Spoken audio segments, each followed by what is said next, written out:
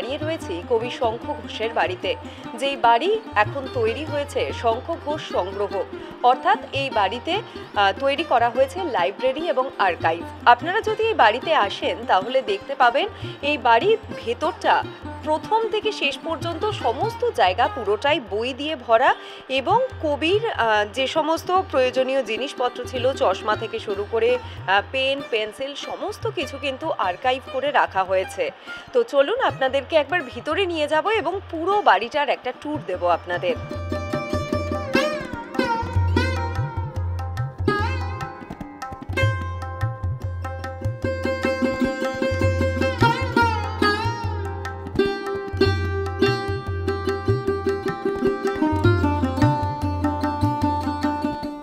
এই মুহূর্তে আমার সঙ্গে রয়েছেন কবি শঙ্খ ঘোষের সুযোগ্য কন্যা শ্রাবন্তী ভৌমিক। শ্রাবন্তীদি, তোমাকে স্বাগত জানাই এস নিউজে। নমস্কার। আচ্ছা, এই যে কবির বাড়িকে আর্কাইভ এবং লাইব্রেরি তৈরি করবেন, এখন করে উঠেছেন, এই চিন্তা ভাবনাটা কবে থেকে এসেছিল? হ্যাঁ, এটা বাবা চলে যাওয়ার কিছুদিন আগে আমাদের বাবা ডেকে আমাদের চারজনকে, মানে আমরা দুই বোন আর আমাদের বড়েরা চারজনকে ডেকে একদম সরাসরি জিজ্ঞেস করেন যে কি করবে ভাবছো বাড়ি নিয়ে। আমরা বললাম যে ঠিক মতোই রাখবো, ঠিক করে রাখবো। বাড়ি মানে কি শুধু জানলা দরজা? বাবা জিজ্ঞেস করছেন। না না, বাড়ি মানে বইয়ের বাড়ি, বইকে ঠিক করে রাখবো। তাতে বাবা একটু নিশ্চিন্ত হয়েছিলেন। তখন থেকেই মাথায় ছিল, তবে এত তাড়াতাড়ি যে ঘটনাটা করতে হবে সেটা তো জানি না। এটা কোভিডের জন্যই হলো।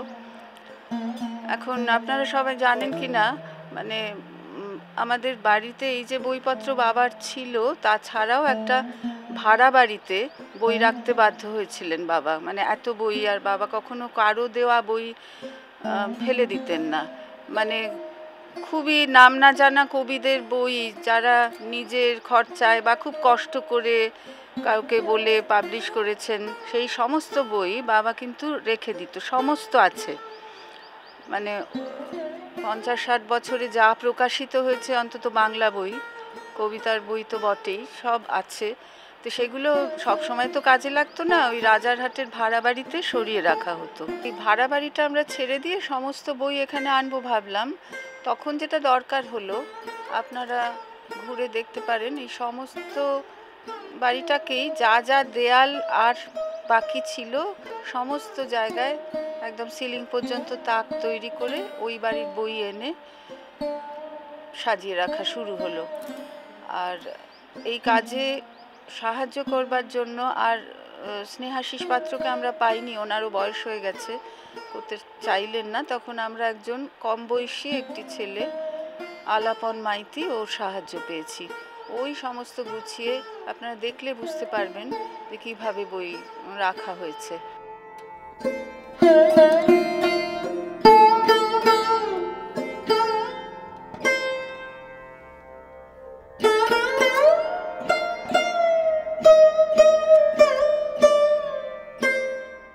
এতদিন এইটা ছিল আমাদের বাড়ির দরজায় লেখা মিঠিটিয়া, মানে আমরা দুই বোন। বাবা এরকম লিখে রেখেছিল, সবাই এটাকে মিঠিটিয়ার বাড়ি বলতো। তা আমরা এখন আবার এই দরজায় শঙ্খ প্রতিমা লাগালাম। এটা শঙ্খ প্রতিমা সংগ্রহ বা শঙ্খ প্রতিমা আর্কাইভ, এইভাবে আমরা ভাবছি। ভেতরে যাওয়া যাক তাহলে, চলুন।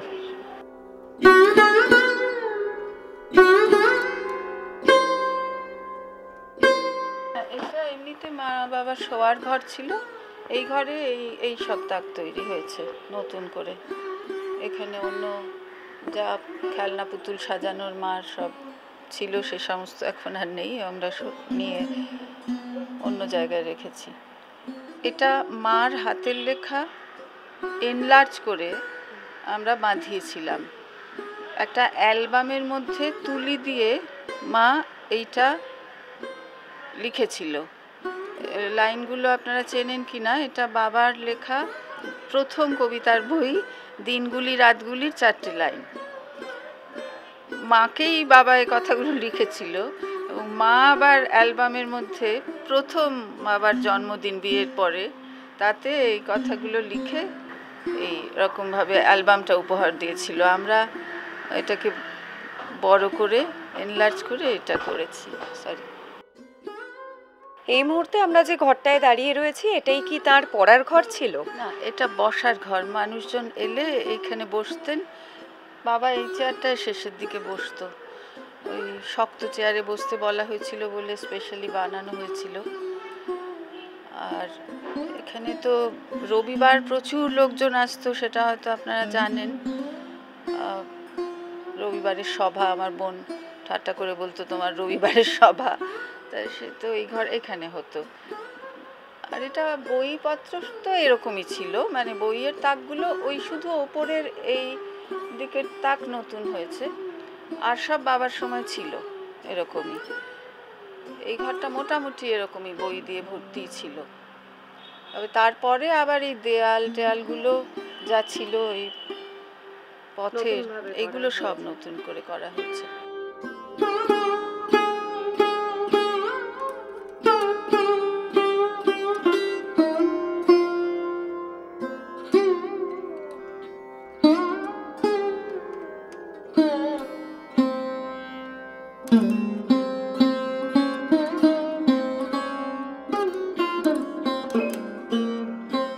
তখন আমরা যে রবিবারের সভার কথা আপনি বলছিলেন, কোভিডের সময় তো বোধহয় সেটা একেবারেই বন্ধ হয়ে গিয়েছিল।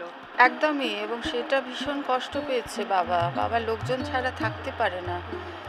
এজন্য ফোন করে করে কাউকে কাউকে আসতে বলতো। এখানে অনেক দূরত্ব রেখে আমরা একটু বসার ব্যবস্থা করতাম। তো আমার ধারণা যে ওই কারণেই ইনফেকশনটাও এলো। বাইরের লোকরা আসতেন, বাবা শেষ পর্যন্ত হাতটা না ধরে যখন চলে যাচ্ছেন তখন ওই পায়ে কষ্ট হতো, তাও ঘষে ঘষে গিয়ে চলে যাওয়ার সময় হাতটা ধরতেন। এইটাতেই মনে হয় কোনোভাবে এটা এফেক্ট করেছে।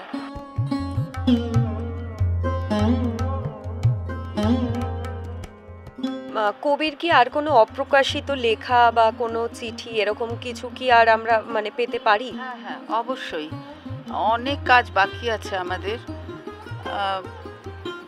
21 সালে তো বাবা চলে গেছেন, তারপরে যে জন্মদিন এসেছিল 22 সালের 5ই ফেব্রুয়ারি, সেদিন দ্বাদশ খণ্ড শঙ্খঘোষ গ্রন্থাবলীর দ্বাদশ খণ্ড প্রকাশিত হয়েছে। এছাড়াও এখনও বাবার ছাত্ররা অনেকেই খুঁজে খুঁজে বার করছে অগ্রন্থিত যেগুলো পত্রিকায় প্রকাশিত লেখাপত্র, সেগুলো নিয়ে আরও গদ্য সংগ্রহ, আরও খণ্ড বেরোবে।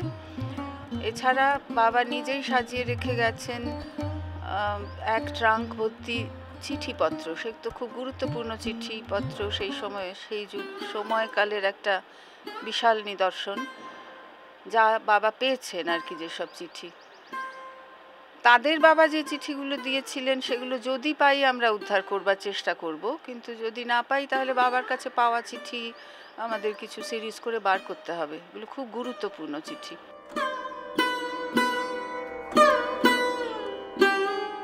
আর এখান থেকে আমার মায়েরও অনেক কাজ আমরা প্রকাশ করছি। আমরা চলে যাওয়ার পরে বুঝতে পারলাম যে মা অনেক ডায়েরিতে অনেক কিছু লিখেছে, খুব গুরুত্বপূর্ণ সেসব কথা, বাবার জন্যেও গুরুত্বপূর্ণ। বাবাকে যদি কেউ জানতে চান, আমার ইচ্ছা আছে যে মার ডায়েরিও ভালো করে প্রকাশ করতে হবে। আর একটা প্রকাশিত হয়েছে মার ডায়েরির থেকে নিয়ে ছোটদের জন্য লেখা বুদ্ধদেবের জীবন। ওই যে প্যাপিরাস যে কিশোরদের জন্য জীবনী সিরিজ বার করতেন, বোধহয় তার জন্যেই লেখা, কিন্তু কেন ফেলে রেখেছিল জানি না, আমরা জানতাম না। আগে লেখা, অনেকদিন 90s লেখা, ওটা বার করা হয়েছে মার জন্মদিনে গত বছর।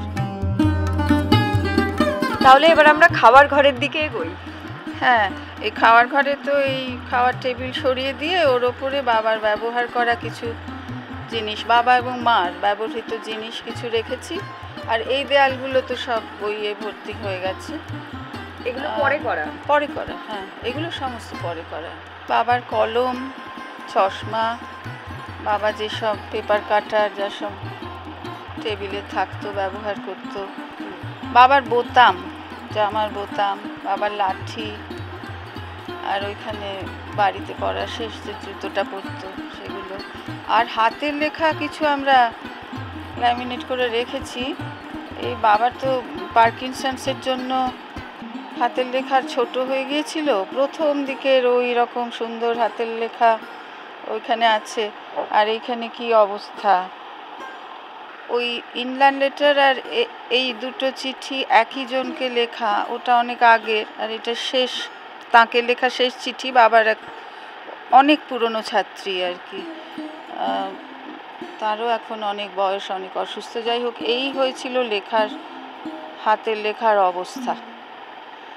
পার্কিনসন সবই তো প্রথমে হাতের লেখা চলে গেল, তারপরে আস্তে আস্তে মুখের কথাও বন্ধ হয়ে যাচ্ছিল, প্রায় কিছুই বোঝা যেত না। এটা কি লেখার ঘর ছিল? হ্যাঁ, এই ঘরে বাবা পড়াশোনা করতো, লিখতো, আর এখানে রবীন্দ্রনাথ সংক্রান্ত সমস্ত বইপত্র এই ঘরে। এখানেই বাবা চলেও গেছেন, এই ঘরে, এই খাটে। আর এখানে যা দেখছেন এগুলো, এটাই আর্কাইভ আমরা বলছি। মানে বাবা এই সমস্ত কোনো সার্টিফিকেট কাউকে দেখানো, মুড়িয়ে মুড়িয়ে সমস্ত নিয়ে রেখে দিত, কাউকে দেখতে দিত না। এগুলো আমরা বার করে পরে বাঁধিয়ে টাঁধিয়ে একটু সাজিয়েছি। এই ঘরে অনেক কিছুই সাজানো আছে। এইখানে একটা খুব গুরুত্বপূর্ণ জিনিস আছে। বাবা IUI 1967 সালে যে ফেলো হিসেবে গিয়েছিল, 10 মাস ছিল রাইটিং, ইন্টারন্যাশনাল রাইটিং প্রোগ্রামে IUI, সেটা তো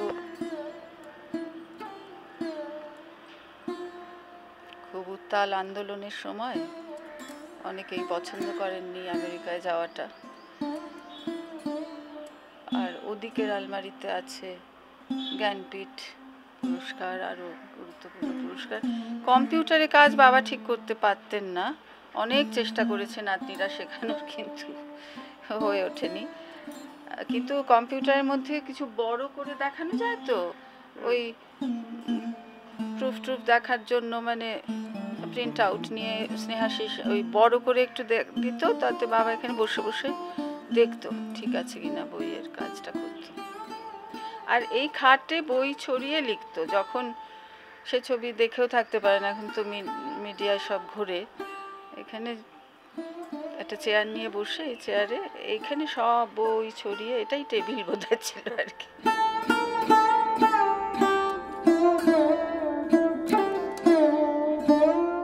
অনেক ধন্যবাদ শ্রাবন্তীদি, আমাদেরকে অনেক না জানা তথ্য আমাদেরকে জানিয়ে, আমাদের দর্শকদের জানিয়ে আমাদের ভীষণ ভালো লাগলো আপনার সঙ্গে কথা বলে। Thank you so much. নমস্কার, সবাই ভালো থেকো। আর সবাই যদি বাবার এই সংগ্রহ ব্যবহার করতে পারে আমরা ভীষণ খুশি হব, এটাই আমরা চাই, কাজে লাগুক সকলের। অনেক ধন্যবাদ। শঙ্খঘোষ সংগ্রহ সপ্তাহের যে কোনো দিন কিন্তু আপনারা এখানে বই দেখতে আসতে পারেন, কিন্তু সপ্তাহে 2 দিন মঙ্গল এবং বৃহস্পতিবার বই পড়ার জন্য আপনাদের আসতে হবে। তবে তার আগে অবশ্যই ফোন করে আসবেন, অ্যাপয়েন্টমেন্ট নিয়ে আসবেন। এখানে একসঙ্গে 3 থেকে 4 জনকে এখানে বসে পড়তে দেওয়ার সুযোগ রাখা হয়েছে।